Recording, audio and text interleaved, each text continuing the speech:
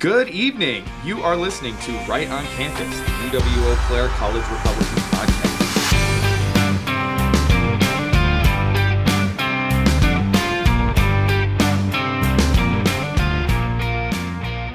So today we are going to be talking about why we're conservative. And first, I just want to start off by introducing ourselves, who we are, and what the heck we're doing here.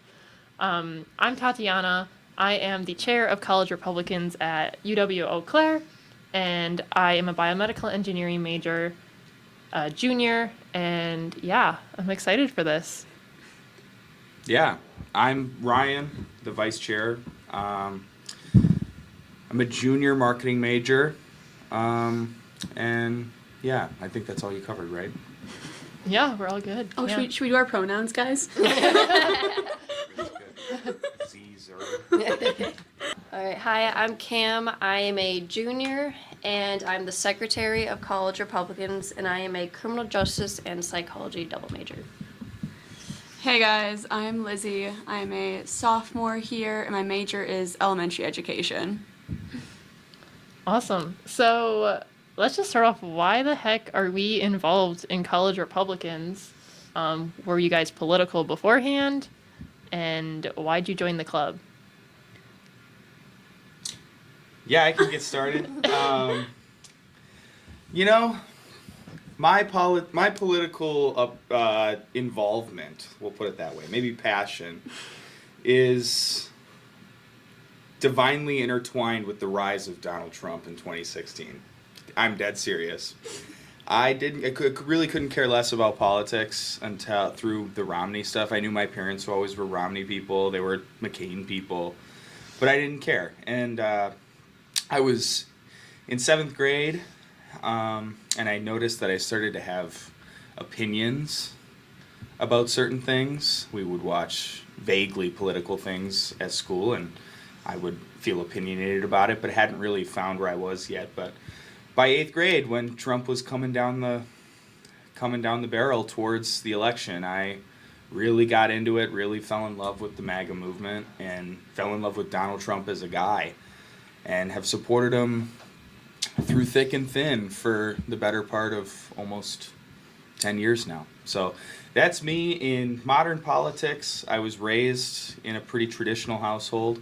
My parents aren't uber conservatives or anything, but I was raised conservatively, and so that's what brought me here. So for me, I became much more on the conservative side my junior year of high school when I found out what abortion actually was. When my religion teacher, we were on the topic of abortion, my religion teacher showed us, people describing, a 3rd trimester abortion. We learned what a 1st trimester abortion does and vice versa for everything else. And ever since that moment, I knew that I could never support a party that supported the killing of innocent children. And I've been here ever since. Based. So I've basically grown up as a conservative. Both of my parents have been conservative for as long as I know. But I never really wanted to be very involved with politics because it was just a whole bunch of conflict was just all I knew. And I'm from Hudson, which is a very rich, white, liberal school. And all my friends were just very liberal, so I just kind of was in the middle, didn't really have an opinion. But Tatiana was my roommate for our first few years. Best roommate ever. I mean, I don't know about that, but she was the one who got me involved with College Republicans and helped me really get more politically outspoken and be more sound in my beliefs. Yeah, and I think for me, I dragged her to events because I didn't want to go to them alone. And I joined my freshman year. And in high school, I was somewhat political, especially towards my senior year with the reversal of Roe v. Wade. And I don't know, just as I grew up, I kind of started to see the importance of the pro-life issue, very similar to Lizzie. And also started to see the importance of our freedoms in general. I was homeschooled, so I spent a lot of time, my mom spent a lot of time teaching me curriculum on what America was founded on, the Constitution, the Bill of Rights, and why those things are in place. And for some of our assignments, we'd have to watch different political events and kind of analyze them and just think for ourselves what was being said. And I started to see what I liked and what I disliked, and I started to speak up about that at school. was not taken very well. And I decided, fresh start at college, I want to get involved in the pro-life movement there. And instead I got involved in CR and started realizing I liked a more broader aspect of politics more than just the abortion issue. And there was an open role, and I took a position on the board, and I recruited Cam, and eventually Ryan, and now Lizzie, along with some more people. And I'm building a team. Oh yeah, oh yeah. And now we've got an amazing club, and I don't know about you guys, but I absolutely love helping run this club. Yeah. It's been a lot of fun. This year especially, it's really kind of matured a little bit. Yes. Like, and it's A lot more people. it's really a different atmosphere. It's like night and day from last year. So I'm really thrilled. I couldn't be more happy about the Especially direction. 2 of the years club. ago when there was like 5 people Yeah. every meeting. No, exactly, Yeah. exactly. Well, and let's talk about that. Like, how has the culture on campus even changed in that aspect? And people are just more passionate, I feel like, about these topics. And why do we think that is? Well, especially like this year. Like, we've had so many people come up to the Republican booth and be like so on board with everything we're standing for. And that was not it last year. And it was huge switch. Yeah, I remember my freshman year getting into like very heated debates and encounters with people to the point I was like scared to table, where now it's kind of switched where people are coming up to us Right. and agreeing with us and asking us questions and wanting to know how to register to vote and all the things. It's very refreshing. Yes. Yeah, I completely agree. I've noticed it too. It's like this. It's not even just like more engagement with questions or whatever. I feel like as like a country, we have gotten a little bit more friendly towards the conservative viewpoint over the last maybe 4 years. And the reason why I would say 4 years is because we all remember what it was like to live through COVID, when Yeah. if you were conservative, didn't want to get the vax, didn't want to wear your mask, or was protesting any aspect of the status quo from about mid 2019 to the end of 2021. That was really dangerous for you to do. But now, I definitely feel like there has been a considerable shift where we didn't even try to recruit for our club, and we now have tripled Yeah. the membership Yeah. in 1 year. And it's a lot of younger kids who are 18 years old. I mean, 18, 19 years old, they're all freshmen, and they're just really enthusiastic, and they're okay with being the dissident. They're okay with being, labeled a conservative. And I just don't think you saw that as much, 4 or 5 years ago. And I think the aspect of the election has made people see other people step up and speak out. And it's empowering to see people speak out. And it gives you the sense of, oh, I can make a difference too. And I think that's what we're starting to see is people are realizing my voice does matter, my opinion does matter, and there is a place for that on this campus, whether they want to hear it or not. Right. Yeah, I mean, one more thing to add too is, I've noticed a significant change in how I view, and actually in how I view politics from moving up here. Is I'm from Chicagoland, Illinois, not from the city proper, but a suburb of the Chicago metro area. And Lizzie's taking off here on us. Bye, Lizzie. Thank you for Bye, joining us. Lizzie. And being from such a lock blue city and state, I never felt that I mattered. I never felt that anything that I would do, knocking doors, not that I was old enough to, but anybody knocking doors, ads on TV, it was just a waste of money. It was a waste of effort. And so I found myself not caring about the smaller details. Being in Eau Claire, being on campus, like if you're a conservative student on campus, you have to recognize that if you're slightly more conservative than the average and you're looking to vote for a non-democratic candidate, your vote is so unbelievably valuable here that it matters so much for you to come and vote in our election, in any election in the Eau Claire area, specifically the Eau Claire area, because it's one of the 3 or 4 strongholds that if you could chip a couple thousand votes off, you would swing national elections. Yeah. And I think that was a huge wake up call for me too, moving here. Well, and I think too, it's interesting that you say you came from a more liberal, very blue area, being from, Illinois. And Cam mentioned earlier she was from a more liberal high school, where for me it was the opposite. I came from small town, and there was quite a few liberals that went to my high school and stuff, but there was still a general idea of conservative values, and even those who were liberal held some of those conservative values. And then I came to Eau Claire, and it was like a culture shock. Like I did not realize what I was getting myself into. And I think for me, it made me want to fight. And I was like, Wow. I don't want to stay here for 4 years and do nothing and just put up with what's happening, put up with having to comply with what they want and what they say their truth is, when, in reality, there's one single truth. And I'm not going to back down from that. Yeah, that's really based. Good for you. All right. So how, Cam, tell me your story. How'd you end up rooming with Tatiana and getting involved with the club? Well, it was the really awkward. Oh, gosh. Oh my goodness.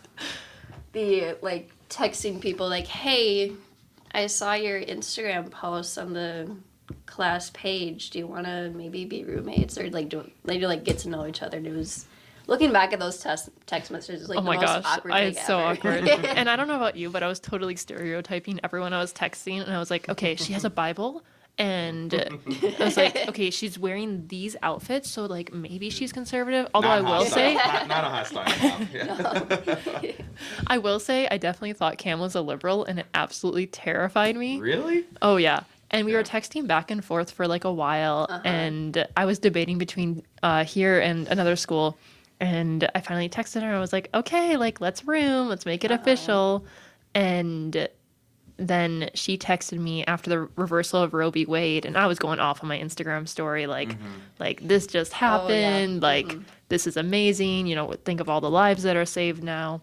And she texted me and she goes, it's so cool that you stand up for that stuff. I just love how vocal you are. Nice. And I literally jumped off my bed and I was showed like, her hand, Mom, yeah. Dad, she's not a liberal. And then when finally we roomed together, there was still the awkward conversations trying to feel Yeah. how conservative the other person Yeah. was, and how it was just trying to get a feel for that. Yeah, I remember the pronoun stuff. We have Yeah. you have your hall meeting and they're like, say your name, your major, your hometown, your pronouns. And I didn't say Nice. my pronouns, and then it went to her, and I don't think you said didn't yours say either. yours. No way. And I was like, okay. We're on the same track. I Yeah. think, but And then eventually at some point I was like, so what are your thoughts on this campus and the trans issue? How do you- And straight up, how do you feel about Yeah. that wall? I was like, is that a thing at your high school? And she was like, well, I knew people, who were more liberal, but I definitely don't really support, stuff that goes against the Bible, or I'm more conservative. And I was like, oh my gosh, me too. So- And we were like, oh my gosh. And then after that, we told each other our whole life stories. yeah, I know. Yeah, and here we are. Jumped right into it. So yeah. Wow. That's cool. That's a good Yeah. story. Yeah, That's it a good is. story. Yeah. Yeah.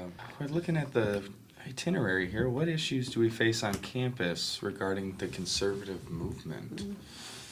I mean, I feel like you can't ask this question and not just talk about the atmosphere as a whole. Right. The student body as a whole is a lot of young females, and a lot of young females are more liberal, just, in the country in general.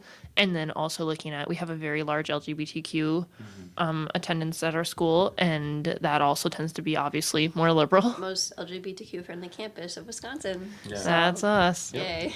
And so, I think that in itself makes campus very scary for conservatives, and kind of like what we discussed earlier, it makes it scary to stand up and speak out and just voice your opinion, because Yeah. everyone around you is so vocal about it because they assume everyone agrees with them. Even the professors, which makes it That- harder to talk about your views just in class. Mm-hmm. So especially from as a criminal justice major, like we talk about politics. I've been in multiple politics classes, and there have been like very biased news articles that we've had to read, and like the teacher has talked very biased against conservatives, and it makes it really hard to like feel okay with like just talking about even some like not as controversial like conservative beliefs. So that's definitely a struggle with a lot of my classes.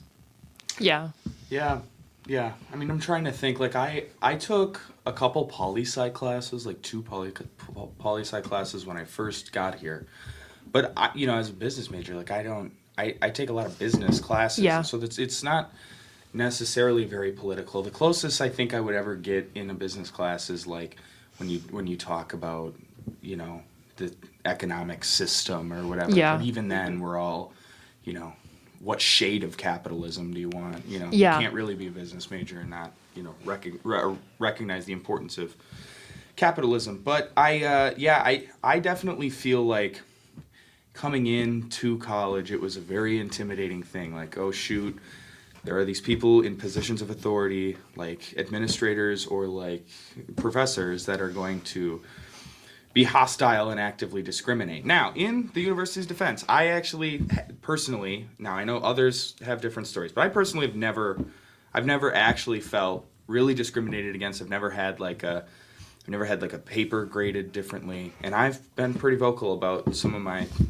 opinions. I always personally like to, and this isn't, I don't want to be coy or whatever by doing this or intentionally, I don't know how to put it, but I like to always, if I get political in papers, I will couch it with my religious beliefs. Yeah. I'll always kind of bring it back to like, hey, I'm personally a Catholic. I was raised in a conservatively Lutheran household. Like, I'm a Christian. I'm a conservative, and like I'm not gonna ever be ashamed of that. And if I put that in papers, I always feel like professors end up kind of respecting that. And So let's talk about that. Yeah. Why is that we feel the need to do that when we know that the other side can say whatever they want and not feel the need to do that? I mean, I've seen my peers, peer editing papers, you see they throw in, well, it's obviously because of this or that issue or that issue. And it's just perceived as like everyone agrees, and I'm not saying you shouldn't, like you should absolutely bring in your religious beliefs if that's something that you right. value. But It's the fact that you it's the have fact to. that you have to in Right. order to be sure that it's, quote unquote supported. Yeah, I don't know. I mean, it's a deep question, right? Like I read the Michael Knowles book, the newest one, the one about Reasons to be a Democrat. No, that's the funny one. It was Highly recommend that book. Speechless, the Speechless book, and he does kind of talk a little bit in there about like cultural Marxism and the Frankfurt School, and that's really like macro and deep. And without going into all of that, I think it's like just the culture of academia writ large across the entire United States has been liberal since the 60s. I mean, and the conservative movement has had pockets of these university areas over time, but now it's so hard, it's so vast, and it goes so deep. I don't know if I can put my finger exactly on like what exactly makes all of these so liberal. I think it was started a long time ago. It was a very focused effort to transform the universities into, hubs, literally manufacturing hubs to build people. And we cheapened the university and encourage everyone to go. And so it's almost this like pipeline that we put all these college apt high school students that are courting to go to college after high school, show potential, and these are the type of people that should be going to school to run the country. I mean, Yeah. it's what a college education used to be, and now it's morphed slightly to be this just pipeline of you show up, you believe exactly what you're told, Yeah. you believe it like gospel, you regurgitate the information that you hear, you pay for the degree and you move on. And I definitely have been trying to step outside of that, like I used to, when I first came here, I used to be the kind of kid, I thought I was smart. I thought I was going to write like a liberal and give the points, and you'd be surprised how difficult that is. Like, Yeah. and you can't like be lying and live a lie like that. It's more important to be truthful to yourself. So I find it a lot easier to just write my papers like a conservative and Yeah. go on with my day. Like, Well, at the end of the day, like, what change will happen if we do keep buying into, writing our papers like a liberal or Yeah. answering questions like a liberal? Because then they're going to keep feeding into doing, it that way. And then we're not going to make any progress. And conservatives are going to feel like they can't speak up. And we saw a poll last year at our university where they actually polled to see whether or not people felt safe speaking their opinions. And they didn't, when conservatives specifically did not. And like, that says a lot about the university, I think, and The just culture that at the yes, university. the and university at large, Yeah. not just our specific school, but colleges at large, I think creates a space for a lot of people to come and get degrees that aren't necessarily useful in anything more than affirming their opinions. And college should be a place where you're coming and actually fine-tuning your opinions and exploring other opinions. And and they say that's what they're doing, but that's not what I've seen at all in my classes, at least. Yeah. Yeah. Well, what are some misconceptions about being a conservative? What do you guys think? That we're mean and we hate people and we don't Yeah. love anyone. No, for sure. Yeah, I mean, I'll call back to the first question, like, of how you're a conservative. Like, I grew up in a Christian household, like a lot of conservatives, most American conservatives grew up in Christian households where we were all taught to love thy neighbor as thyself, Yeah. and to be able to see Christ in every person that we encounter. And so I think a misconception about conservatism is that we are these Gestapo-esque authoritarians, when we're not. We respect tradition. We respect the culture of the forefathers that came before us. We respect the flavor of life that America has always kind of been, and it pains us to see it change. And Yeah. we truly believe in our hearts that there are aspects of change that can be good, but when you get too far and too out ahead of your skis and you rip away the structural integrity of a society through by degrading its culture, you are cooking with a recipe for disaster. And so I think that is my reasoning as to like why the conservatives are often perceived as these like evil, mean people, because we just want to stop progress. Well, it's the job of the conservative to halt excessive Yeah. progress. And not Halt even excessive necessarily progress. halt it, just allow it to happen at a moderate speed, like you don't want it to progress too quickly. It's more about, okay, wait, are we really progressing here? Or are we just replacing traditional values that are important? Just Right. because you have a new idea doesn't mean it's a good idea. And I think, people are always like, it's all about being new and being creative and what's modern. But, just because something's new doesn't make it good. And I think that's something we really have to consider when we're, coming up with new ideas for the country, for our values or whatever. And that's not to say that conservatives can't be progressive. Yes. We can't look forward. We can't have new ideas that are conservative. It's possible. Oh, yeah. And it's something that we lack is like we should look to the past in order to look forward. Like we need to be able to look at those who came before us and recognize like that there are certain things that we can't falter on, but there are some things that we need to innovate. We're going to need to figure out how to, like you touched on women. I mean, this is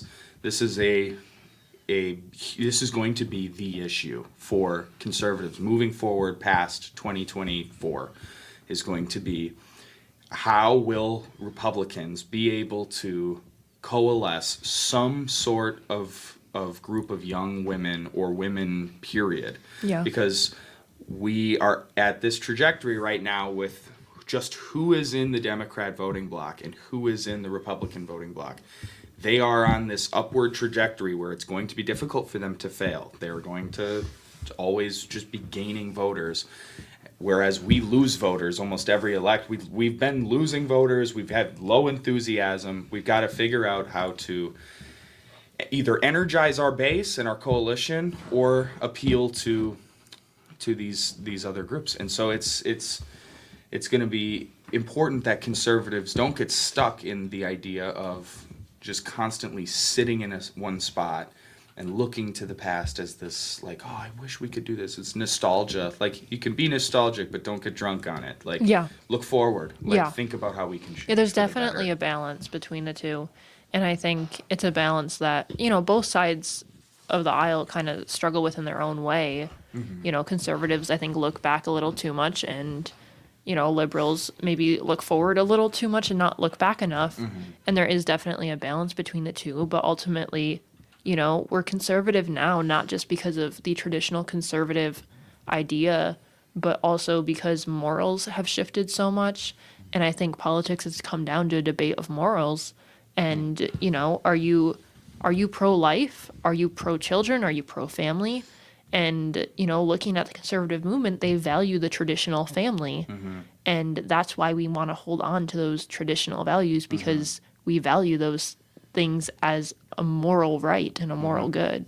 Yeah. No, absolutely. Yeah.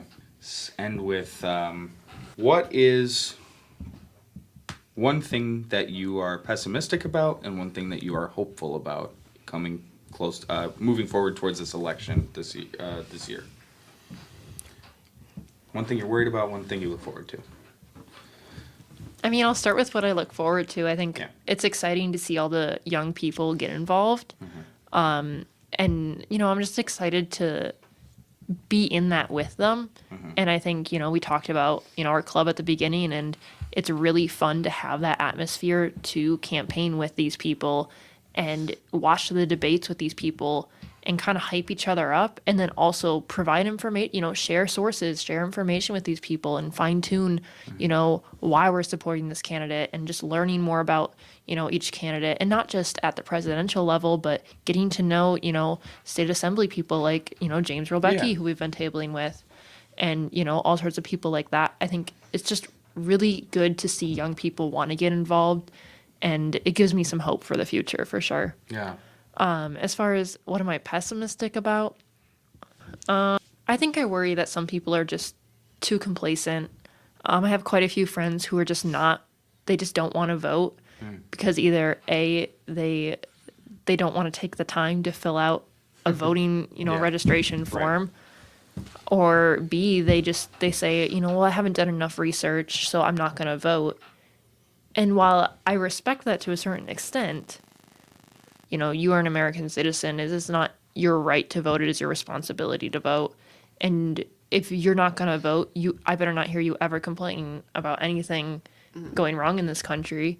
That includes, you know, your grocery and gas prices. Yeah. That includes the way the highways are built. You know, you really have no right to complain about anything that's government related if you're not voting. And, you know, I think that's just the reality of it. And, you know, you don't get an opinion if you're not going to use your opinion. Right. Cam?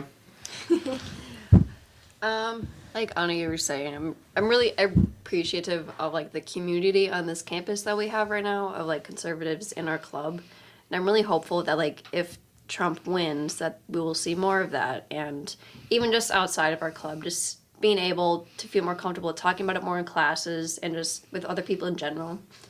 I really hope that it comes to that, and that it'll be sort of like a shift into like this new era almost if Trump becomes president. Definitely something I'm like worried about is like voter fraud and just like cheating going Yeah. on with the Absolutely. election. Like I feel like if that was just completely out of the picture, that Trump The done will deal. win. Like Yeah. Yeah. easily. But there's been so much of that, and especially with the illegal immigrants, there's been a lot of them who have been allowed to vote, which is a really big concern because there's so many of them, and it's the Democrats who are allowing them They're to gonna stay. vote for. Yeah, So yeah.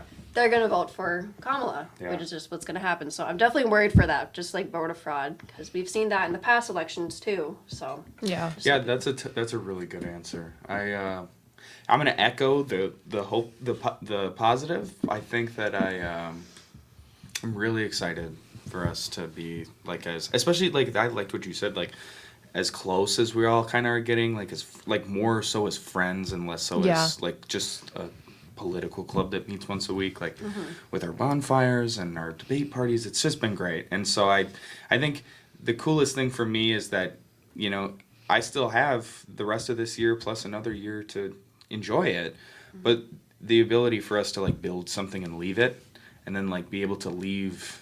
I mean, we would be able to walk away from College Republicans, like building Yeah. it into a club that has good membership and like brings people together more than Yeah. more so as friends than just as political debate partners or whatever. But I'm with you, Cam. I think pessimistically, it's a bleak picture if we can't fix some of the immigration stuff. It would be really, really too bad. So let's just hope and pray and vote. Yes, for go Donald vote. Trump, so If we you're can in the Eau Claire kind of win. area, definitely not only join College Republicans on campus, you know, or even if you're not in the Eau Claire area, I highly recommend joining your campus political group, even if it's just to attend the meetings to get a better idea of what's going on politically or to know how to register to vote. Definitely do that. And then I think too, you know, register to vote in an area, you know, if you live at college, you have the choice to vote at home or vote at your school. And, you know, making that choice smartly, like where am I going to have the most impact? And, you know, using that, you know, to our political advantage because, you know, at the end of the day, this politics is somewhat of a game and we have to play that game. Absolutely. Yeah, it's a good observation. Yeah. Cool. All right. Well, we'll take suggestions for next meetings or next podcast topics. Come hang out at our club Monday nights at 7 p.m. Centennial. What's our room number? 1704. 1704. 1704 now. Yeah, this has been really good. Yeah, Yeah. this is great. I really enjoyed this, and I hope you guys all enjoyed too. And we'll talk to you later. Thank you for listening to Right on Campus. We post this podcast once a week where we talk about current events and life as a conservative on campus.